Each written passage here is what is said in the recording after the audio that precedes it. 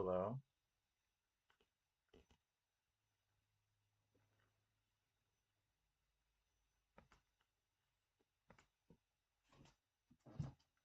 Hello.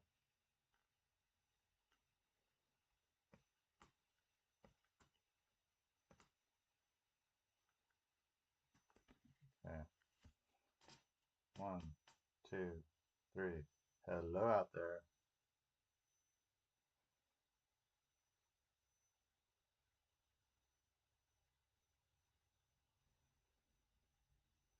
I apologize for my appearance.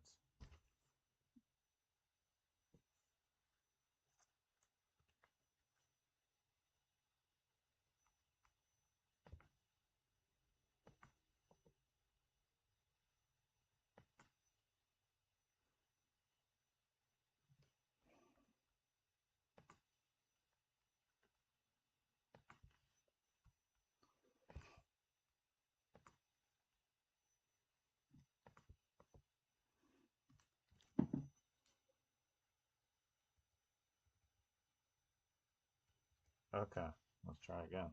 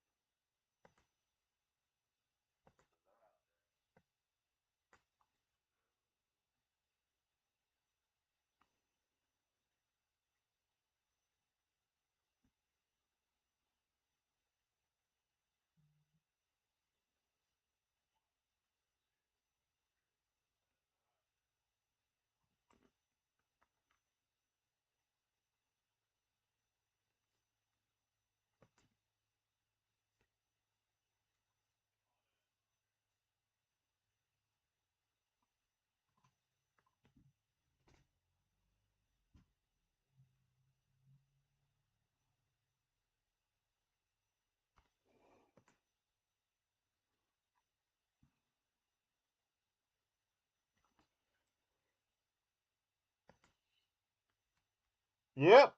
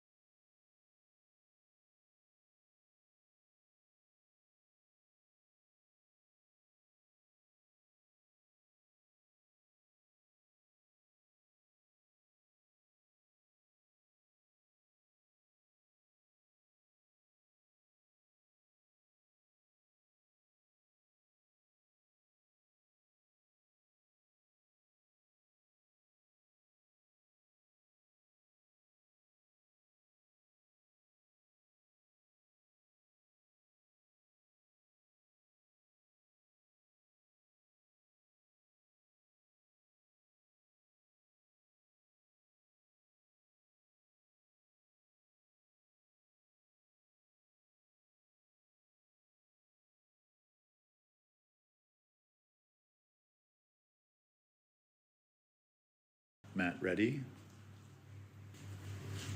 And this recording will play. Hello. Welcome. Welcome to this discussion forum. This is the recorded voice of Matt Reddy, and this recording will play periodically to remind everyone in this space that the topic of today is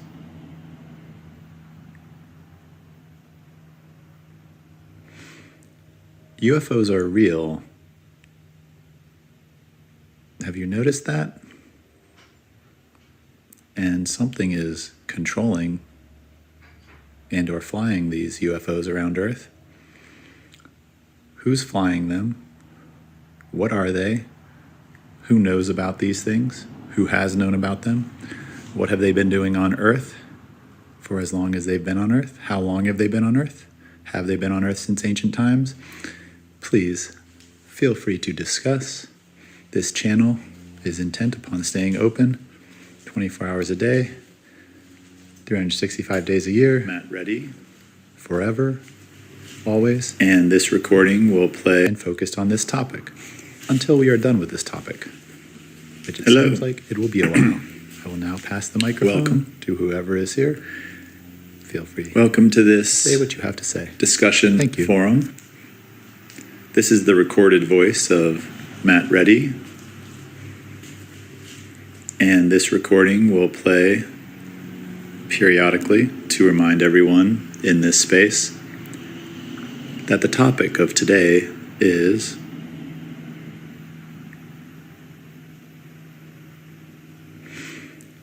UFOs are real. Have you noticed that?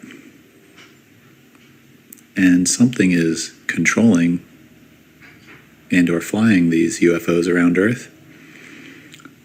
Who's flying them? What are they? Who knows about these things? Who has known about them? What have they been doing on Earth for as long as they've been on Earth? How long have they been on Earth? Have they been on Earth since ancient times? Please feel free to discuss. This channel is intent upon staying open 24 hours a day, 365 days a year. Matt ready? Forever, always. And this recording will play and focused on this topic until we are done with this topic, which it seems like it will be a while. I will now pass the microphone to whoever is here. Feel free. Welcome to the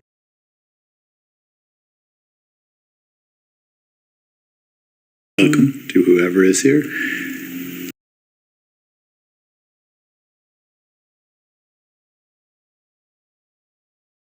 In this space, that the topic of today is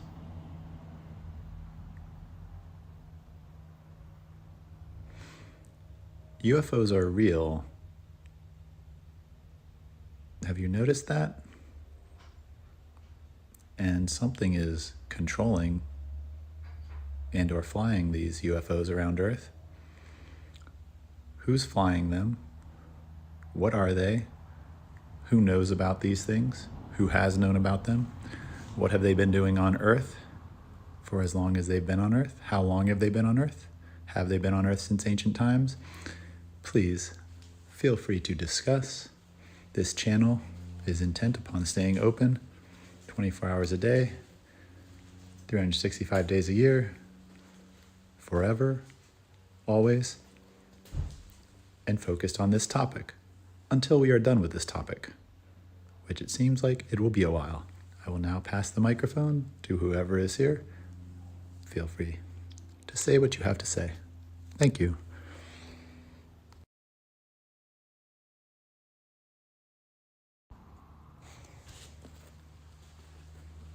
Hello.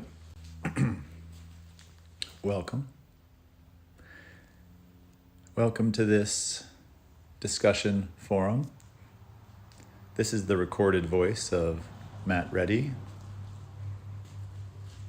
and this recording will play periodically to remind everyone in this space that the topic of today is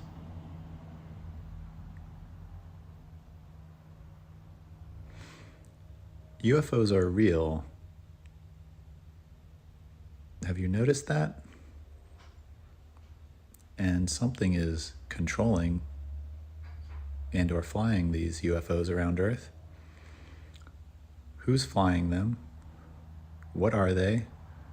Who knows about these things? Who has known about them?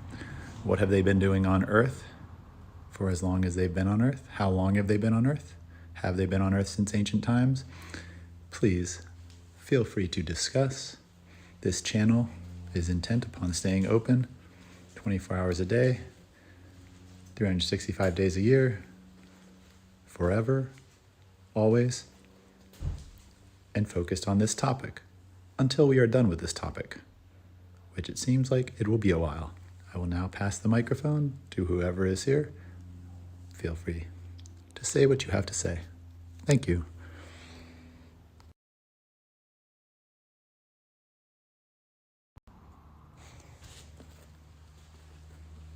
Hello. Welcome. Welcome to this discussion forum. This is the recorded voice of Matt Reddy, and this recording will play periodically to remind everyone in this space that the topic of today is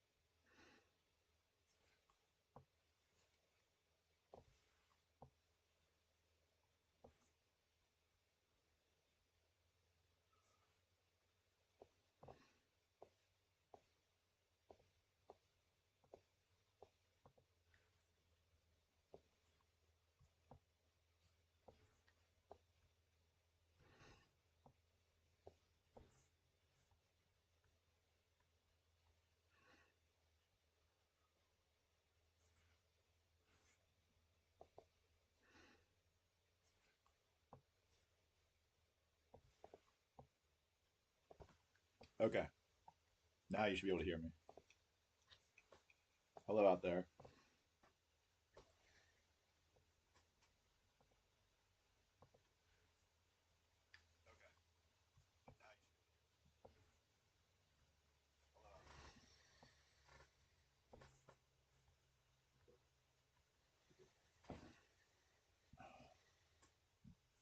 Today's episode is brought to you by Orange Fanta with a see-through bottle.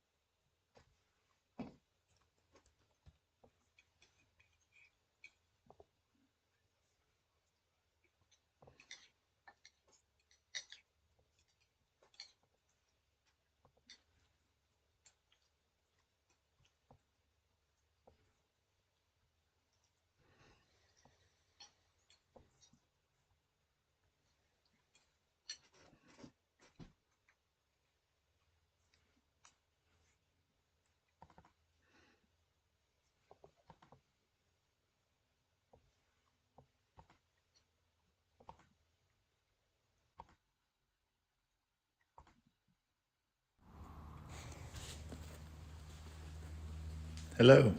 All right. Welcome. For those of you on the live stream, here we are into Welcome to this discussion Vortex, forum. available on Steam. This is the recorded voice of Matt Reddy. And this recording will play periodically to remind everyone in this space that the topic of today is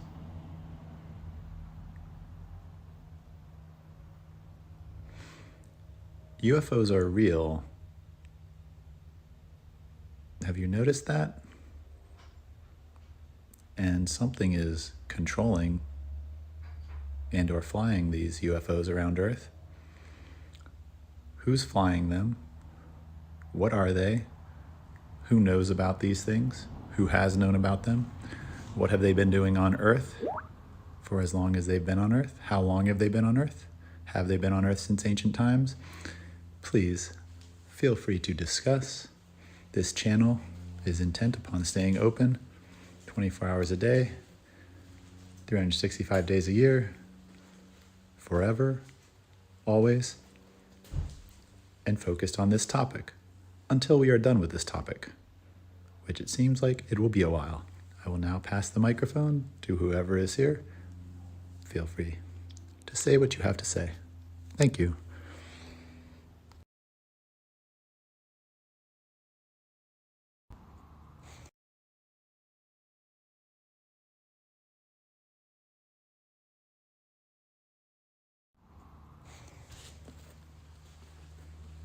Hello. Welcome. Welcome to this discussion forum. This is the recorded voice of Matt Reddy. And this recording will play periodically to remind everyone in this space that the topic of today is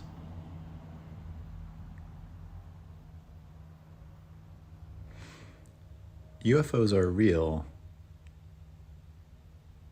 Have you noticed that? And something is controlling and or flying these UFOs around Earth. Who's flying them? What are they? Who knows about these things? Who has known about them? What have they been doing on Earth for as long as they've been on Earth? How long have they been on Earth? Have they been on Earth since ancient times? Please feel free to discuss. This channel is intent upon staying open 24 hours a day, 365 days a year, forever, always, and focused on this topic until we are done with this topic, which it seems like it will be a while. I will now pass the microphone to whoever is here. Feel free to say what you have to say. Thank you.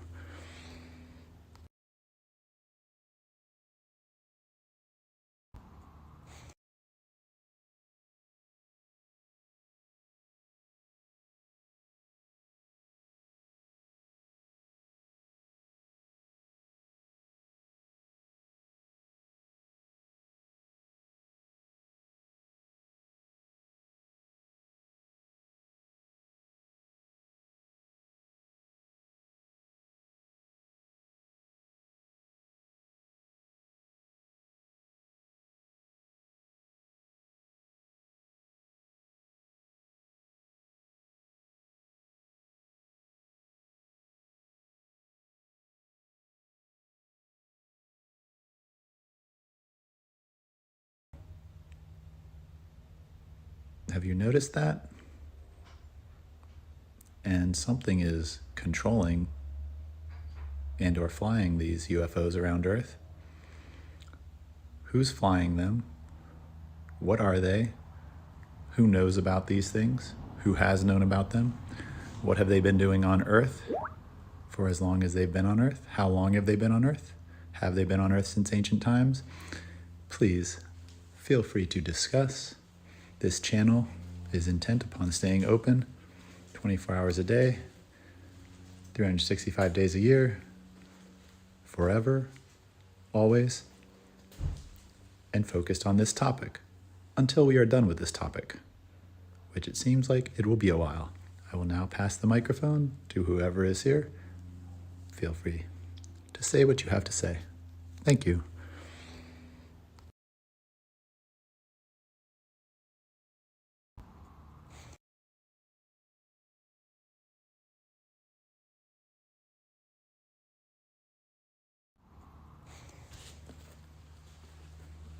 Hello.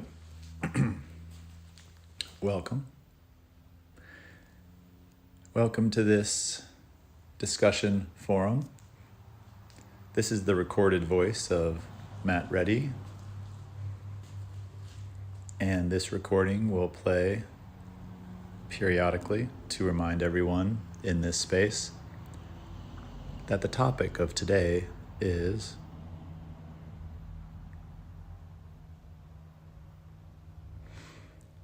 UFOs are real. Have you noticed that? And something is controlling and or flying these UFOs around Earth. Who's flying them? What are they? Who knows about these things? Who has known about them? What have they been doing on Earth for as long as they've been on Earth? How long have they been on Earth? Have they been on Earth since ancient times? Please feel free to discuss. This channel is intent upon staying open 24 hours a day, 365 days a year, forever, always, and focused on this topic until we are done with this topic, which it seems like it will be a while. I will now pass the microphone to whoever is here. Feel free to say what you have to say. Thank you.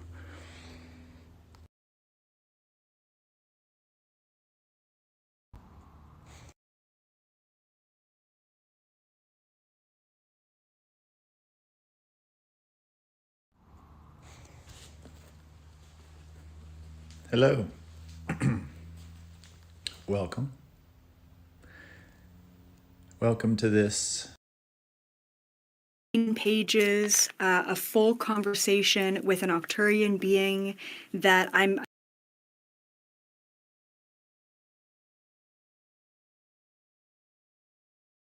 just going to read off today. It's just going to be question answer type of format. I have done this before with the Galactic Federation, and I was not planning on doing this today. A couple days ago, I was editing my book that is probably going to be released in a year because I just have no time to do it.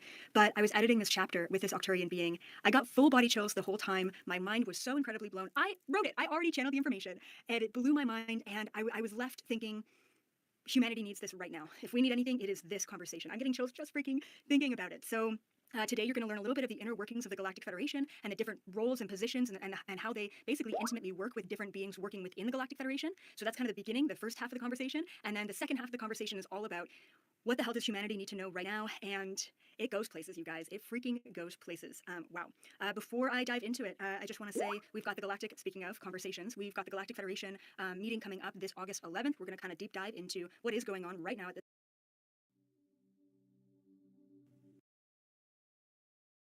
So I've got 18 pages called Expand with Elizabeth April, so definitely or will happen. I will get him to elaborate on all of this and how it works since it all can be very confusing. Let's get into it. I'm sitting at my desk, chai tea in hand. I close my eyes to detect easily when there were anomalies in the code. Me. So is it like looking at a graph and when the graph dipped or spiked, it would alert you that something was off? And also, does every planet and civilization just have this code? Or was it the computer who was interpreting that information and translating it into code? Gee, very good questions, Elizabeth. Yes, similar to your graph example, but not quite looking like a graph. The anomalies are easy to spot when you're looking for them, Every civilization on and off the planet has a frequency associated with it. The computer is able to convert that frequency into something that is readable. Instead of viewing and perceiving the information on a screen, it would just get uploaded directly to my brain for faster processing. Me. Okay, I think I can understand that. So, when you found an anomaly, what were the steps that you took to alert the councils? G. After observing an anomaly, I would do some investigating to uncover how that civilization was being affected and the influences around it. Initially, I would alert the higher councils of all the anomalies, and many of them would turn out to be non-issues. It was important for me to find the source of the anomaly in order to understand the action steps needed next. Me. Okay, so I'm really curious. Please give us an example of one of these situations. G. There was a situation in my early days where a civilization was giving off emergency signals. When I observed this anomaly, I noticed that the planet itself was lacking a key mineral to support sustainable growth for a long existence. The species living on the planet needed this mineral and had drained its resources early on. After discovering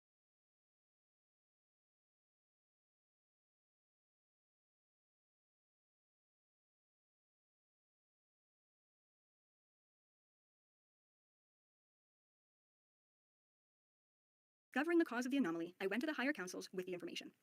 Me. And what did they decide? G.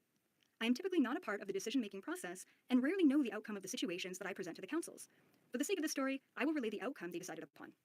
The High Council was deciding between the options of letting the planet and species die out with the resources, or to transplant them to another planet with the resources they needed.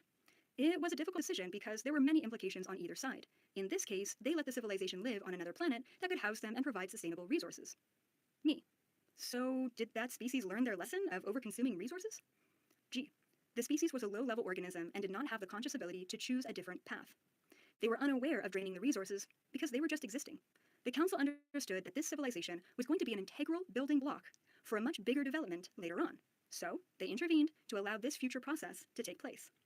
Me. Wow, that is so interesting to think a decision like that with a low-level species has a greater impact later on, and that's why they made it. I'm sure you learned so much from being in that position. G. Yes, precisely. And for me, it was the desire to understand the impact of decisions made that pushed me into a different direction. Me. I have so many questions. First of all, can you please explain the laws of the universe for those who don't know? G. Yes. There are universal truths or laws that every citizen of the universe must abide by. It is the duty of the galactic councils to assist when these laws are not considered by others. Me. Can you tell us what those laws are? G. The main ones are as follows: the law of non-intervention, the law of free will, and the law of cause and effect. Me. So, what happens when these laws aren't followed? G. There are consequences when these laws are broken, but I'm not the one to ask about those consequences. Me. Okay, makes sense. I do have another question. Did you monitor all civilizations across the entire universe, or just the ones that are contracted with the Galactic Federation? G. We monitor all civilizations. Many of them do not comprehend life beyond their planet, and therefore are not aware of the Galactic Federation's existence. Me. Yes, that makes sense. So I'll play devil's advocate here. Isn't the Galactic Federation overriding the law of non-intervention by intervening in civilizations who did not ask for help with their free will? G. Very good question, Elizabeth. Yes, you are correct in pondering this. The answer is not straightforward and takes a great deal of comprehension. The Galactic Federation is, in a sense, contracted by the Central Sun, which is source for them, to ensure that all of creation is able to live freely and experience their contracts collectively. Although it may seem like the Federation is overriding the free will of an individual, they are in fact aligning to the highest contracted timeline. This is similar to how your etheric guides intervene to help you stay on the highest contracted path. Think of the intervention as assistance with alignment into the highest contract. The example that I gave is a more convoluted one, which requires a council's directive and decision. There were many other cases that were clear infringements of the laws, and therefore needed direct and immediate action from the galactic councils. I'm not the one to ask about those consequences. Me. The species was a low-level organism and did not have the conscious ability to choose a different path. They were unaware of draining the resources because they were just existing. The council understood that this civilization was going to be an integral building block for a much bigger development later on. So, they intervened to allow this future process to take place. Me. Wow, that is so interesting to think a decision like that with a low-level species has a greater impact later on, and that's why they made it. I'm sure you learned so much from being in that position. G. Yes, precisely. And for me, it was the desire to understand the impact of decisions made that pushed me into a different direction. Me. I have so many questions.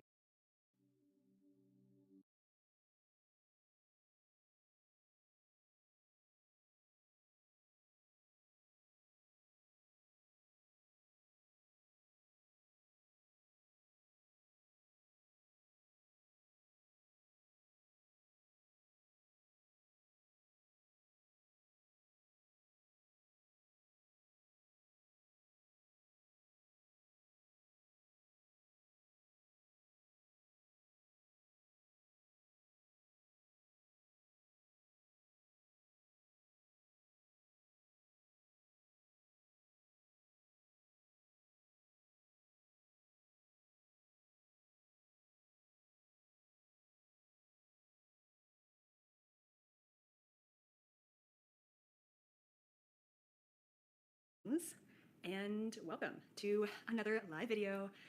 Whew, it has been a crazy day, but I'm super happy to be here with all of you as always. Today we're getting a little 4D on ya. It's a psychic activity where every live video I'm going to have a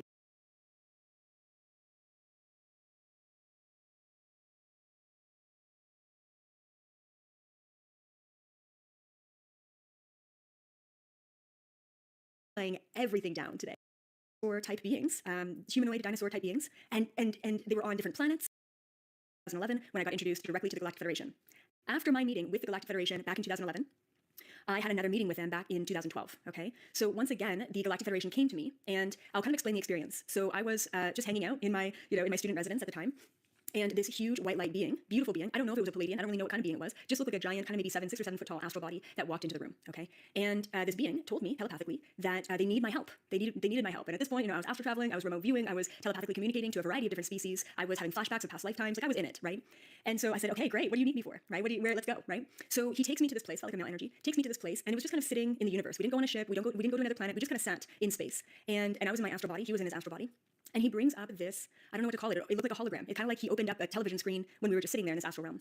And he showed me all of these clips, like very realistic clips, like watching a movie, all of these clips of these giant dinosaur type beings, humanoid dinosaur type beings, and they were on different planets, and every time they showed me a new clip of these dinosaur, humanoid type beings, they were always taking over. Sometimes they had guns, and I thought that was actually kind of funny to see, a humanoid dinosaur carrying a huge gun. I'm like, what? Like at this point, I didn't really know interdimensional. I'm like, an interdimensional being can carry a gun. I thought that was a very human thing. Like I thought that was a very earthbound thing. So, I was learning as I went, and so I just saw them time and time again, in war zones, taking over entire civilizations, gaining access to money and power and control on all different terrestrial planets all over the universe, in all different galaxies. And so this astral being told me, he said, if we allow what is happening right now to continue to take place, these beings will do the same to humans. They will do the same to this civilization. And I said, okay, well, what do we do? Like, what's next? How do we stop this? Right? So he kind of had to show me a little bit of the history of this species. And of course, he was showing me the Draconians, the Archons, the Reptilians. You need to know, I'm not going to talk too much about this, but there are an infinite. There's so many different types of reptilians out there in the universe, right? So the other thing too is not all reptilians are bad guys. They're not, okay? But we're going to be talking about the reptilians and humans and planet Earth, and it's not a lovely story to say the least. Okay, so after he showed me all these clips, who knows how long he was showing me this for, but it was enough where I was like, whoa, we have to put a stop to this.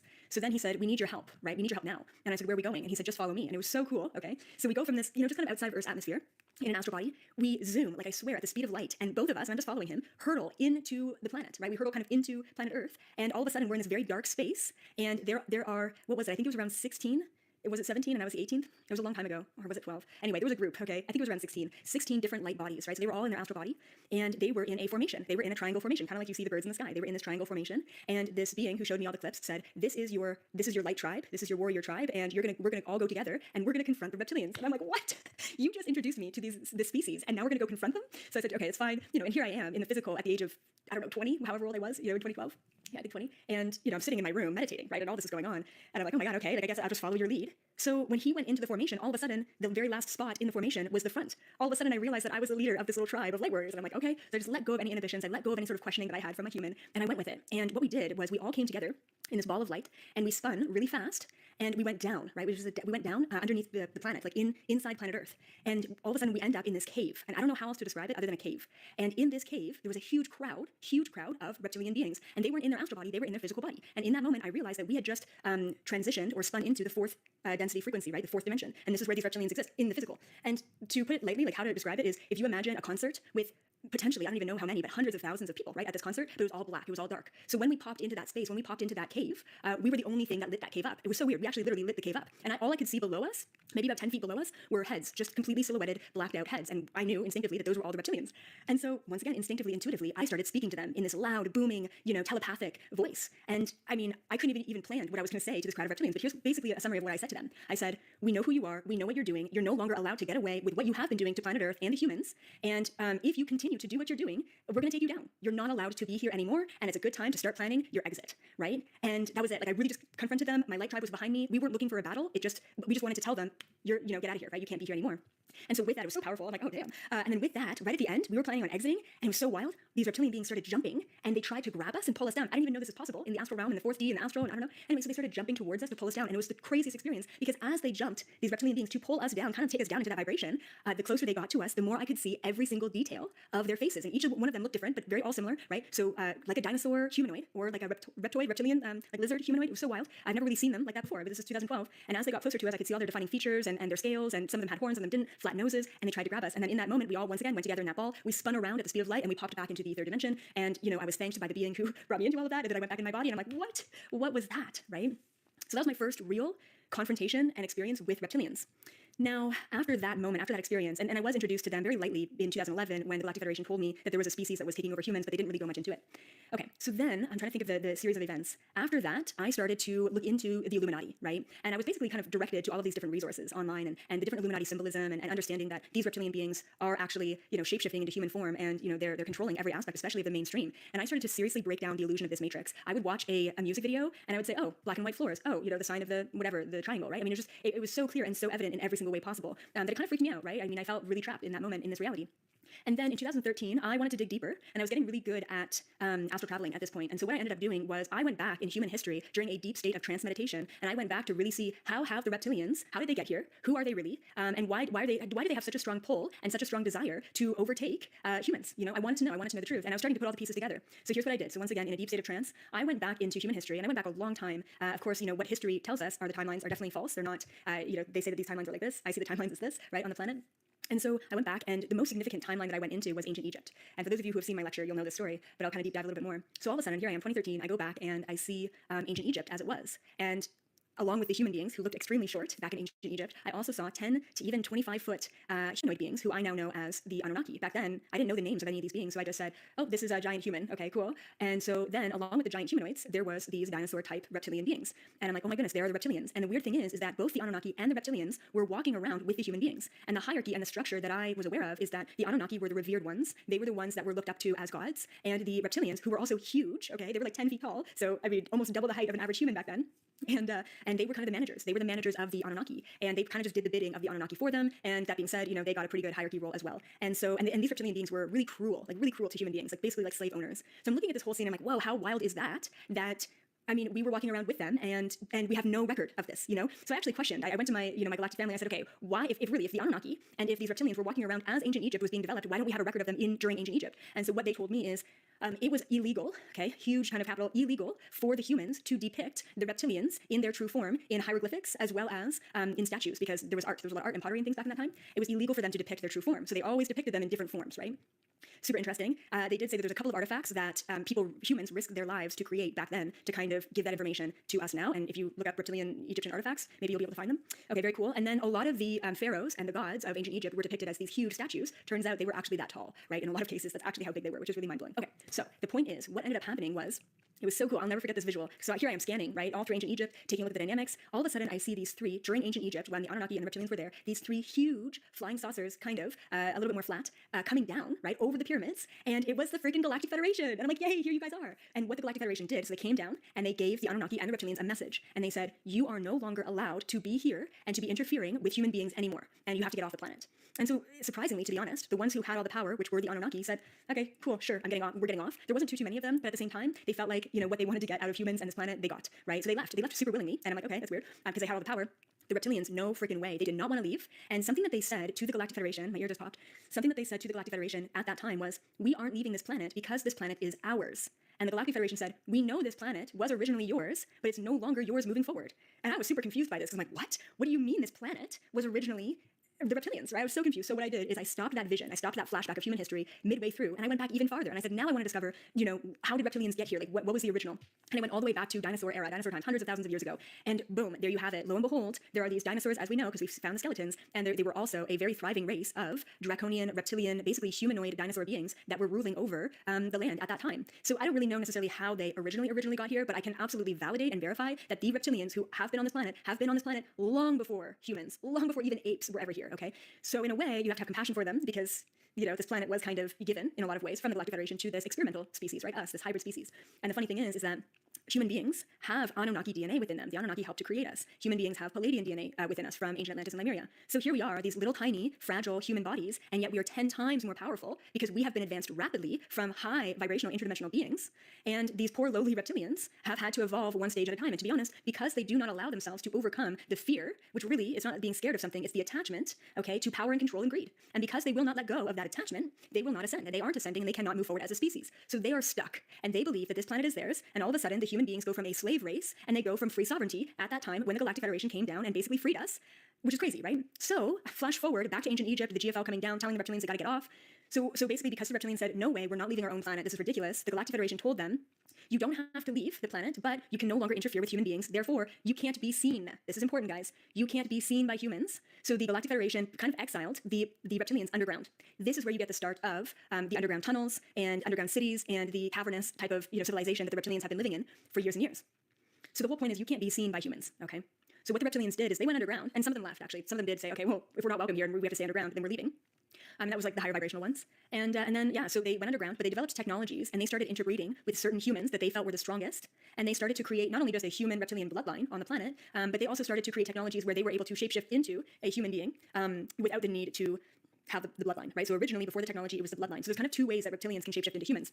One half is if a human being has a higher than normal reptilian DNA bloodline, okay, a reptilian can, in a sense, a reptilian soul can kind of split their soul in their body and in a sense, possess the body of the human being who has the high amounts of reptilian DNA. Okay, that's kind of how it happens. And then when that possession happens, and I'll tell you that it doesn't happen too often, but when that possession happens, there are a lot of reptilian traits of the greed and the power and the attachment and the control that all come out in that human. It's like that reptilian possession triggers the reptilian, functionality of that human.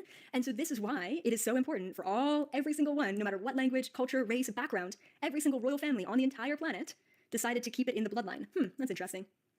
And I believe that the reason why is because that keeps the reptilian bloodline pure so that the possession and the control and takeover can happen. Now, recently they've created technology, right, in the past 100 years or so, where they have a device, I don't really know much about it, and the device basically shifts them into almost like a holographic form. Yeah, that's what it is. It's like, I literally can't even describe this device because it's a 4D technology. Like, we wouldn't even be able to understand it, but it's like, it shapeshifts them into a human body, like a body that you can touch, like it's a 4D hologram, okay? I don't know much else about that, but that's also what's happening. So they have the reptilians say, okay, cool, the humans aren't seeing us, but we're still in control. And that's been their main motive this entire time. Every aspect of this entire society is built around the control and the suppression of human beings because we are far more powerful than they are. Therefore, we are a threat. I cannot express it enough. We are a threat to reptilians. So they're trying to take us down. And you know what? Kudos to them because they've succeeded. Wow, have they ever succeeded? Music industry, celebrities, politicians, religion, oh my God, right? Crazy. They really have. And now they can't succeed anymore, right? They can't move forward anymore. So let's go back to 2013, all right? There's a little background for you. Okay, back to 2013. So I was so curious about this. My number one thing when I was kind of waking up to all this information was, how many of them are there? Like really, like how common is this? And at first I was like, oh, cool, no big deal. They're all just the top 1%ers. Nothing's ever going to change. It's always going to be this way. It's way too big to take down. And that was kind of my perception, and I didn't really do anything about it. But then eventually, I wanted to see for myself. Like I needed that proof. I think as human beings, we're always kind of looking for that validation. So in 2013, I said to my reality, I said, I want to see a reptilian shapeshifter. And here I was going to university in Hamilton, Ontario, McMaster University, and it's not a small town, but it's not LA. Let's just say, okay. So I was taking the bus to and from my apartment and to school, and and so after I basically put the call in, I want to experience this. I want to see them firsthand. Like I want to know that they're actually here. And I was on the bus, and the oddest thing ever, there's this woman, okay, she looks like she's literally straight out of the 1930s or 40s. She's wearing all pink, she wasn't that old actually, she was maybe like 45. She had this perfect pink hat and these white gloves, and she was sitting there. I was like looking around the bus saying, is anyone else noticing this woman? And she was put together, like she definitely wasn't homeless, but she looked a little, Anyway, so her legs were crossed, and her hands were on her knees, just very proper, just sitting there. And I got a weird feeling about her, like she was wearing pink, like all pink, and I got really dark vibes from her. So I closed my physical eyes, I closed my human eyes, and I opened up my third eye, and it was one of the most grotesque visuals I've ever seen in my life. There she is sitting, and I can see her physical self with my third eye. She's sitting there, and behind her is this huge, ugly, dark, like almost like a black shadow, reptilian entity that's like latched on to her back. It's latched onto her. And I'm like, oh my God, this is a reptilian possession. Like I saw it, right? And I'm like, what do I do? So I opened my eyes again, and I just looked to see if she noticed me, and no, she didn't. She was like right across from me. This wasn't like down the bus. This was right across from me. So I closed my eyes again, and I started shooting light into her, not aggressively, but with love, right? I'm like, you're loved, like you deserve freedom, you deserve sovereignty, you're a human too. I love you, we love you, da da da. So much white light, and I did that for maybe a concentrated 60 seconds, which is quite a lot of love, right? In that 60 seconds, I opened my eyes, and I shit you not, this woman is like up against the window of the bus. She has this face, like it's almost like she just got shot, like the most painful face you could ever imagine, like this. And you could tell this thing was like fighting me, right? And so I just kept doing that until it was my stop. But I'm like, damn, okay, like that was my first experience. And so when I checked in with my cosmic family and I said, this woman clearly isn't, she clearly isn't a political figure. She's just taking a bus. She's taking a bus, for God's sake, right? Like she really clearly doesn't have too much influence. And I asked them, I said, so are everyday people reptilian shapeshifters or possessed by reptilians as well? And they said, obviously not a huge majority. Like, I don't even want to come up with a percentage. Like, yeah, I don't even want to come up with a percentage. I don't even know where to begin with that. But they said that they have been implanted in human beings just to kind of like mess with people a little bit, right? And then the next week, I found another reptilian shapeshifter on the bus.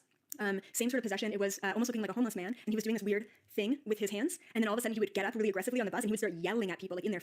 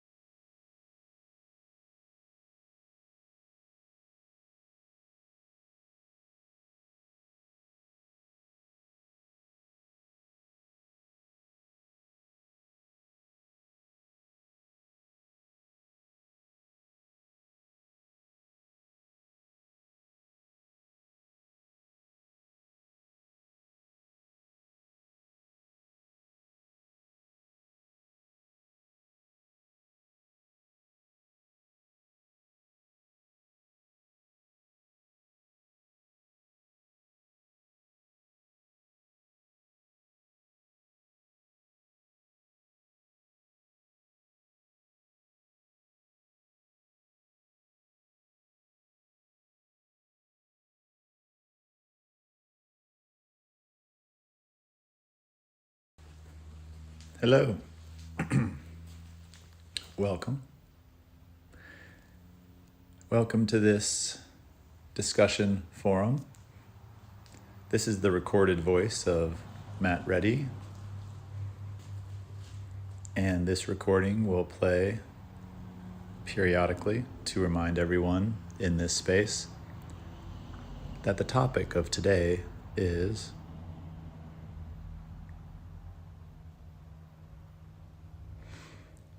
UFOs are real. Have you noticed that? And something is controlling and or flying these UFOs around Earth. Who's flying them? What are they? Who knows about these things? Who has known about them? What have they been doing on Earth for as long as they've been on Earth? How long have they been on Earth?